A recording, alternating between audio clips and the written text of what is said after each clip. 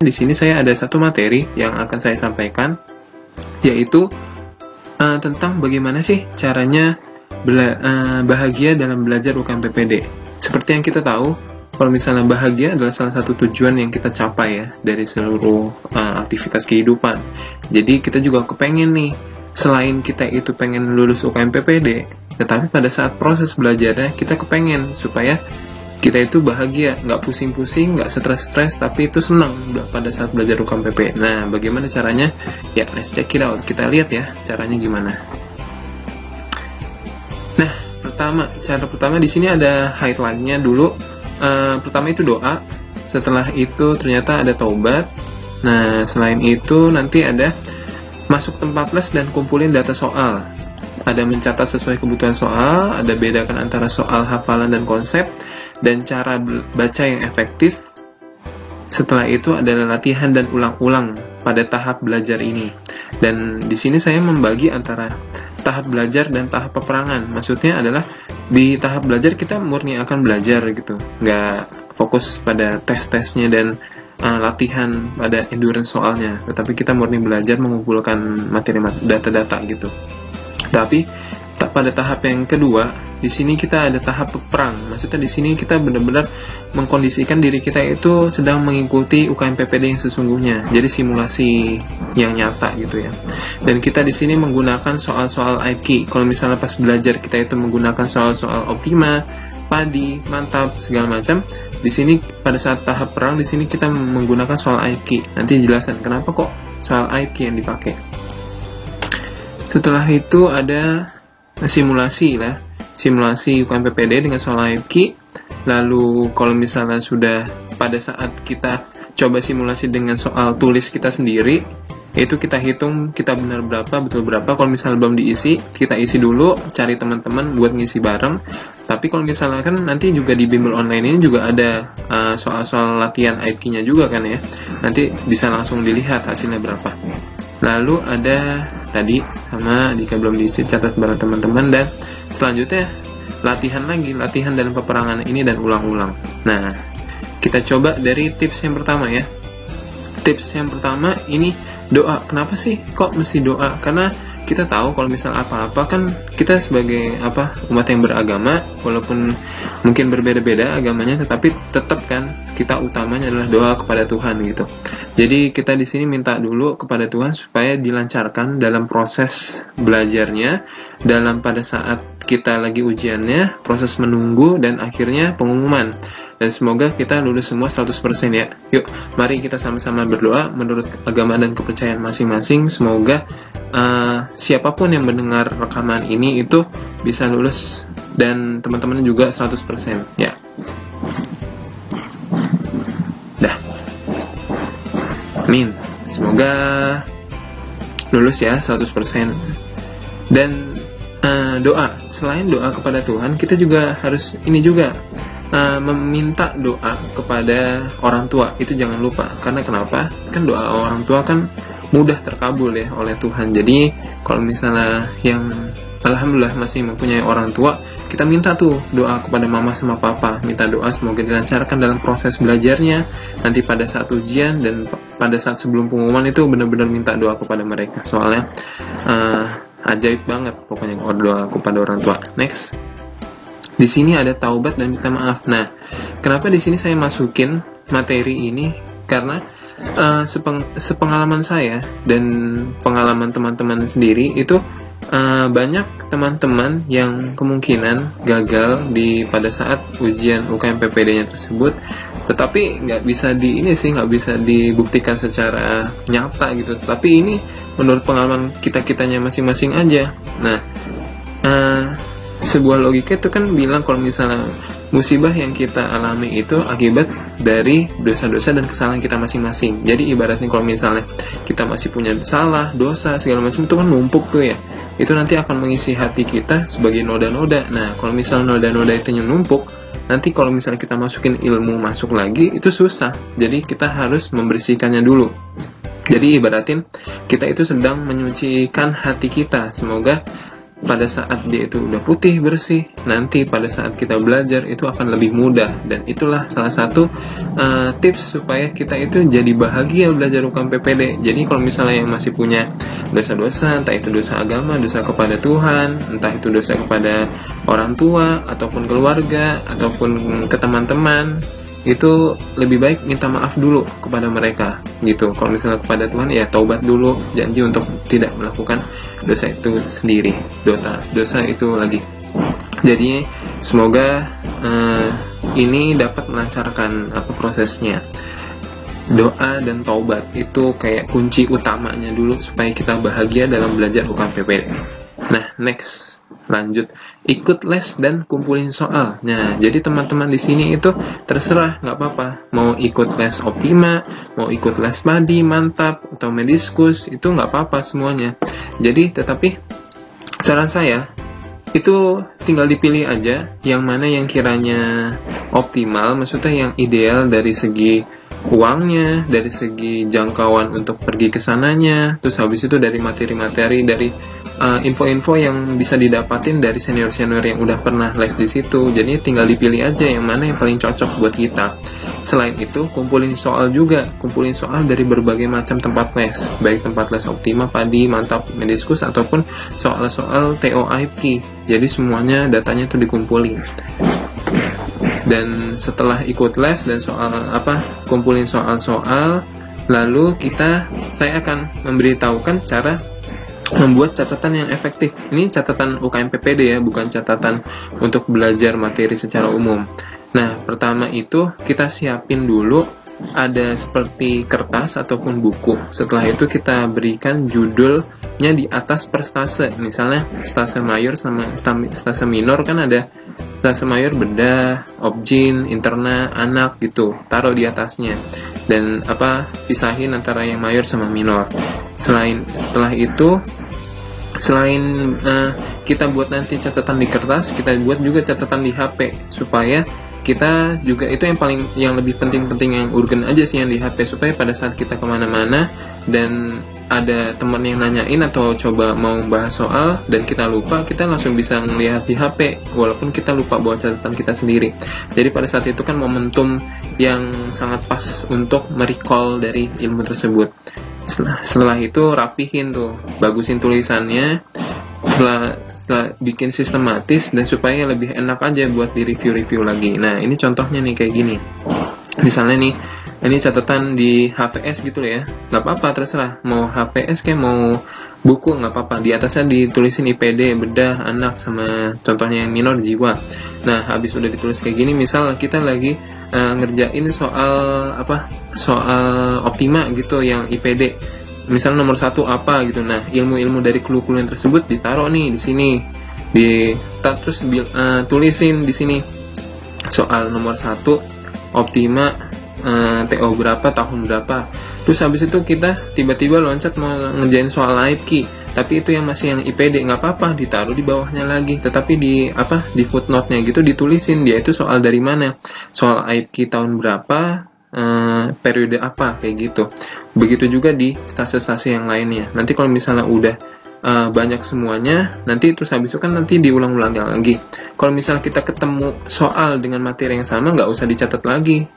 Tapi kalau misalnya pun ada materi tambahan, baru ditambahin aja, tetapi nggak usah dicatat ulang. Jadi di sini bedanya bukan kita bikin materi dari ini ya, misal satu materi misal DVT, kita bikin definisi etiologi, enggak gitu, karena kita sekarang lagi belajar UKM PPD, maka di sini kita harus fokus kepada soal aja gitu.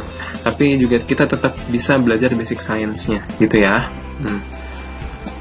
Selanjutnya kita akan bedakan yang mana soal hafalan dan yang mana soal konsep. Nah, saya jelasin di sini, soal yang hafalan itu adalah soal yang diulang-ulang di UKM PPD dan dapat diselesaikan dengan hanya mengetahui clue-clue penting dalam soal tersebut.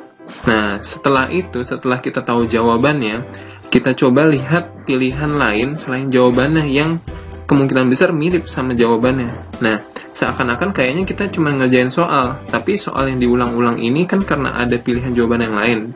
secara benerannya itu ngerjain satu soal, tetapi secara tidak langsung kita sebenarnya akan mengerjakan 5 soal yang berbeda, tapi kita dapat clue-cluenya dan kita fokus kepada clue-cluenya aja. Itu soal hafalan, dan biasanya ini akan berulang-ulang setiap periode UPDI akan ada gitu loh. Kalau misalnya yang satu lagi itu soal konsep. Nah, soal konsep di sini itu soal yang hanya bisa dikerjakan apabila kita memahami konsep materi secara keseluruhannya. Jadi di sini itu bukan hafalan, jadi kita harus mengerti bener-bener nih. Biasanya kalau misalnya soal tersebut dia punya materinya cuma satu gitu, tentang apa, dan kita harus mengerti itu. Nah, setelah kita bisa mengertinya itu, kita nggak perlu nih nggak perlu terlalu ribet sama clue-clue sama pilihan jawabannya lagi.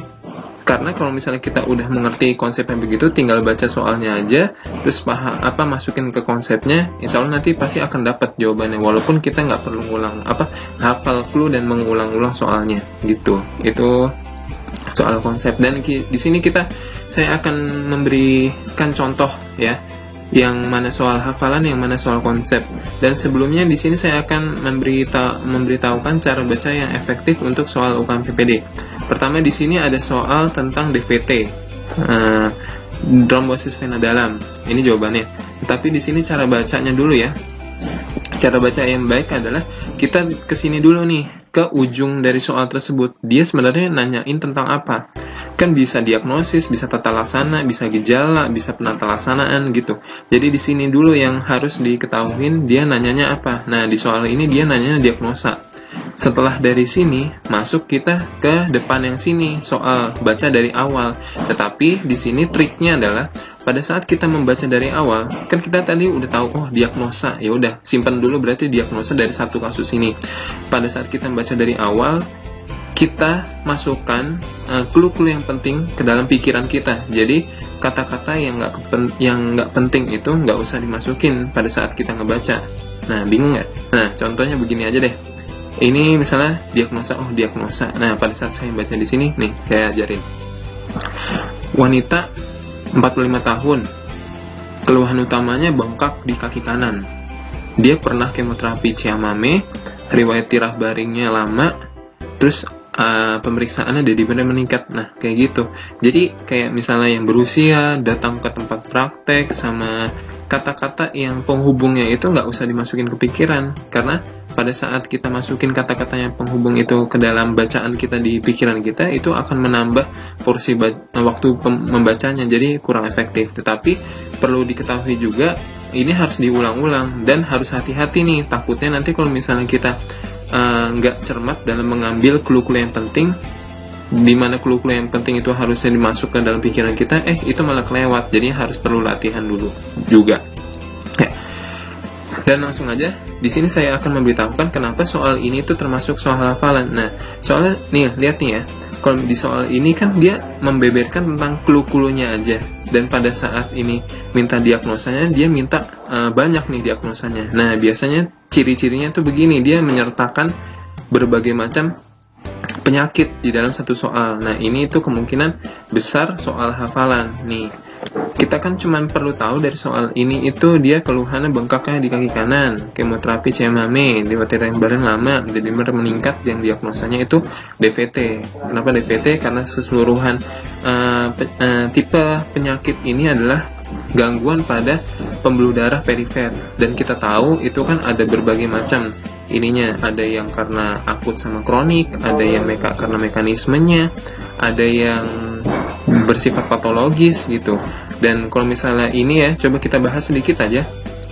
Di sini DVT itu ada yang karena akut sama kronisnya. Itu kalau misalnya secara umum dibagi menjadi dua, yaitu ada yang iskemi arteri akut, yaitu bisa dibilang ALI ya. ALI, akut limb iskemik, itu yang bersifat akutnya. Kalau misalnya yang bersifat kronisnya ini PAD, penyakit arteri perifer, dan dia itu biasanya ya begini, ciri-cirinya bengkak, terus habis itu juga merah, bisa kadang-kadang. Dan kalau misalnya dia itu bersifat cepat, berarti yang iskemik arteri akut. Kalau misalnya yang kronis, yang PAD. Tetapi di sini ada penyakit pembuluh darah. Di sini kan juga salah satunya terkait sama mekanisme dari terjadinya, yaitu salah satunya bisa diakibatkan oleh koagulan-koagulan. Nah, di sini itu karena dia dibilangin di sini ada pemeriksaan dedimer yang meningkat, berarti kemungkinan besar ini itu tersumbatnya bukan karena kerusakan murni pembuluh darah, tetapi karena ada yang menyumbatnya. Makanya karena di sini ada tanda dedimernya, makanya dia termasuk DVT. Nah, DVT-nya ini sendiri kan bisa bersifat akut ataupun kronis. Bedanya sama yang ini, ALI sama PAD, dia harus ada tanda ini nih, dedimer yang meningkat gitu. Dan coba kita bahas dari yang ini, phlebitis. Nah, kalau misalnya phlebitis kan dia karena adanya intervensi kayak misalnya tindakan infus, terus habis itu nyuntik segala macam, terus habis itu dia jadi merah-merah bengkak gitu. Jadi ada tindakan invasif terlebih dahulu biasanya di soalnya. Terus habis itu kalau misalnya yang patologis terkait sama penyakit yang benar-benar penyakitnya kronisnya, itu ada yang penyakit Burger sama ada Takayasu dan juga Raynaud harusnya. Tapi di sini nggak ada di ABC-nya. Kalau misalnya penyakit Burger ini biasanya dia harus dialami oleh laki-laki dan biasanya ada clue yaitu merokok gitu. Dan dia di ujung-ujung jari di kapiler-kapiler. Kalau misalnya yang lawannya itu Takayasu itu juga mirip Burger, cuman dia itu subjeknya biasanya wanita. Kalau misalnya Raynaud, dia itu harus ada kayak pencetusnya kayak udara dingin, nah kayak gitu tuh kan ada clue-cluenya gitu kan, nanti tinggal dipilih dan kita bahas kita bedain nih satu-satu nih selain dari jawabannya. Itulah soal hafalan. Nah, sekarang kita coba nih soal yang mana, soal konsep. Oh, ini tadi trombosis vena dalam, ini pembahasannya, tapi ini nanti kita akan bahas di pembahasannya beneran ya, ini saya cuma bedain doang. Nah, sekarang di sini kita masuk ke soal konsep. Soal konsep di sini kita lihat, coba ya kita latihan baca lagi. Apa yang mungkin terjadi pada pasien ini? Jadi yang terjadi pada pasien ini itu apa? Kita lihat seorang laki-laki 24 tahun, pakai narkoba jenis suntik, mengeluh demam, ictus cordis di ICS 5, mid clavicularis sinistra. Auskultasinya ada murmur sistolik grade 3 di daerah ICS 4, parasternal sinistra. Apa yang mungkin terjadi pada pasien ini? Nah, soal ini itu sebenarnya pengen tahu tentang gimana sih caranya kita untuk mengetahui penyakit katup jantung dan di mana bagian yang mengalami kerusakan. Nah, kan kalau kayak gini kan kita sebenarnya tetap nyari clue-cluenya, tetapi seenggaknya kita tahu kalau misalnya ini, kalau kita tahu fisiologis katup jantung dan tahu mekanisme kerusakannya, itu kita nggak usah ribet nyari clue-nya sama bedain ABC-nya. Kita tinggal ngertiin konsepnya dan kita langsung dapat jawabannya. Nah, di sini untuk mengerti ini kita harus tahu dulu pertama ininya, letak-letak katup jantungnya dulu. Nah, di sini kan ada 4 nih. Ada nih aorta, pulmonal, sama tricuspid, sama mitral. Jadi kalau misalnya, terus habis itu kita lihat nih ICS-nya letak secara spesifiknya.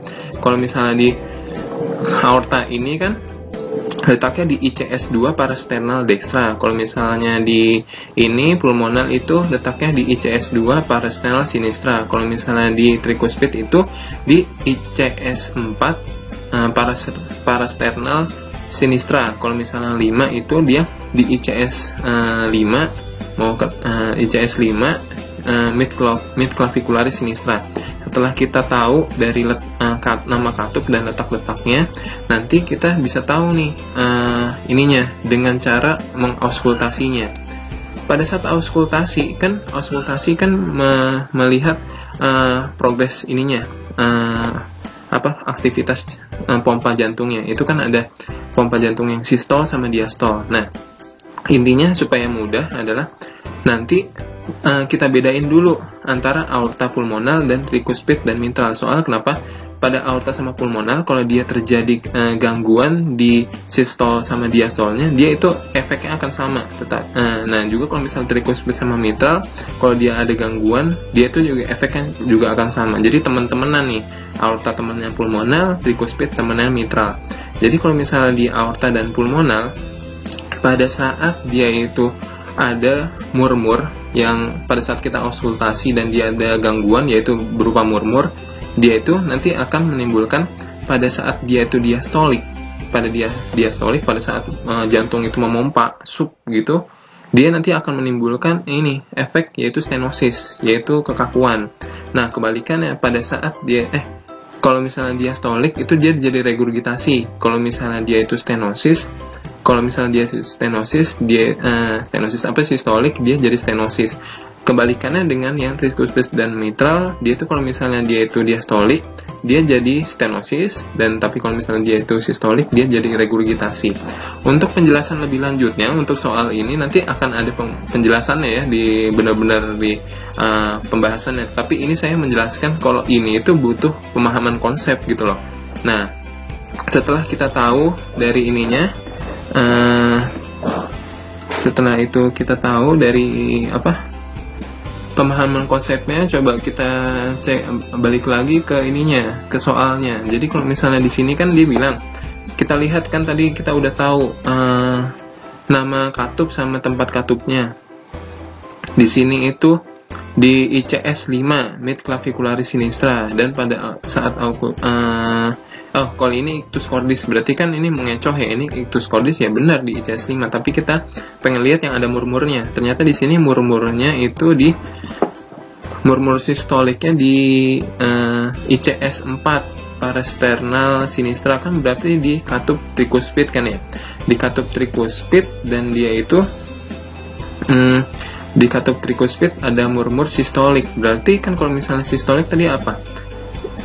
Kalau di tricuspid sama mitral, kalau sistolik dia itu kan berarti regurgitasi ya. Kalau misalnya dia diastolik, dia jadi stenosis. Kebalikannya sama yang aorta sama pulmonal. Kalau dia diastolik, dia jadi regurgitasi. Kalau sistolik jadi stenosis. Begitu kan, jadi enak kan. Jadi kita nggak perlu nih tahu satu-satu nih ABC-nya, regurgitasi aorta apa itu gitu. Kita udah termasuk dalam satu konsep pemahamannya. Oke, gitu deh. Itu bedain antara soal konsep sama soal hafalan. Jadi udah jelas kan gitu.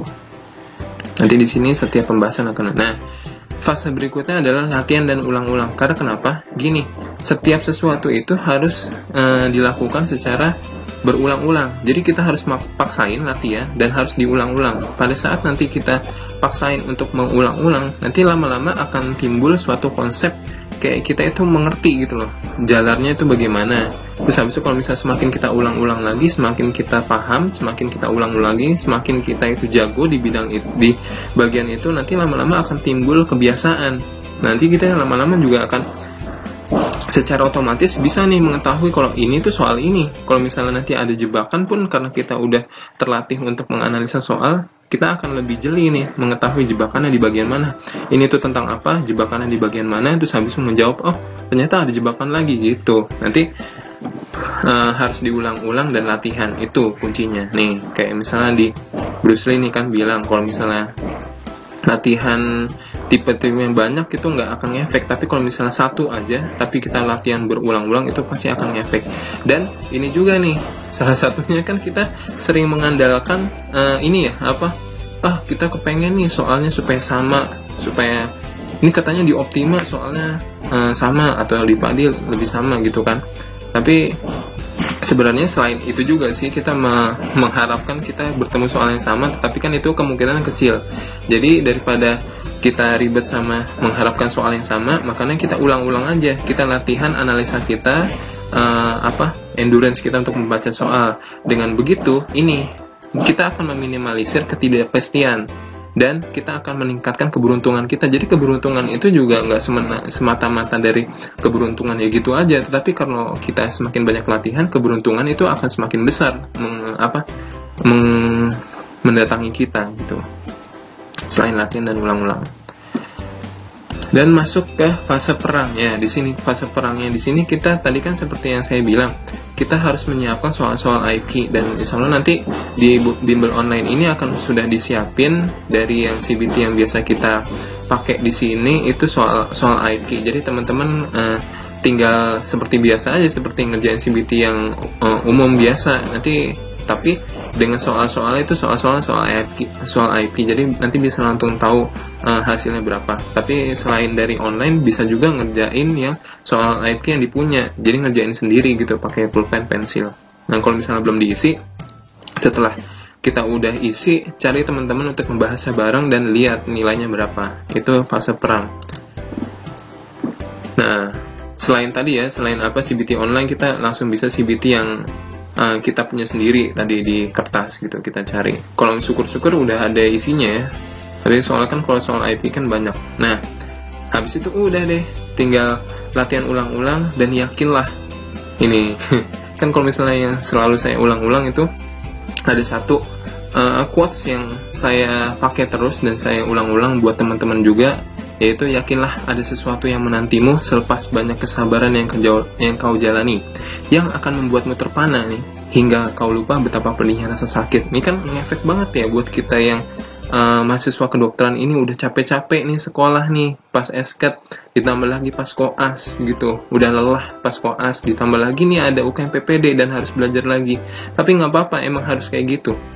Kita harus berlelah-lelah dulu. Pada saat nanti kita sudah lulus UKM PPD, ntar bayangin aja kalian itu menghadiri sebuah acara yang namanya Sumpah Dokter, dan kalian itu masuk maju ke depan, terus habis disumpah, orang tua kalian datang ke depan. Enak, itu rasanya itu nikmat banget. Maksudnya jerih payah kita dari kuliah tingkat 1 sampai akhir pada saat sumpah dokter itu akan terbalas. Dan benar-benar nih pepatah ini akan mengefek benar. Jadi pada saat kita itu udah sumpah, udah menjadi dokter, itu serasa kayak rasa pedih kita capek-capek pas esket sama koas dan belajar UKM PPD itu akan terbayar. Jadi gitu, yakinlah ya. Jadi teman-teman semuanya harus semangat dan juga ikutin aja seluruh prosesnya. Dan kalau misalnya tadi dari doa, taubat, dan jalanin proses belajarnya, insya Allah nanti akan lulus dan juga menjalaninya dengan bahagia ya. Segitu aja untuk yang materi kali ini sebelum pembahasan yang benarnya. Semoga lancar ya semuanya persiapannya sampai nanti ujian dan pengumumannya ya. Semoga lulus 100%. Oke, semangat belajar. Wassalamualaikum warahmatullahi wabarakatuh.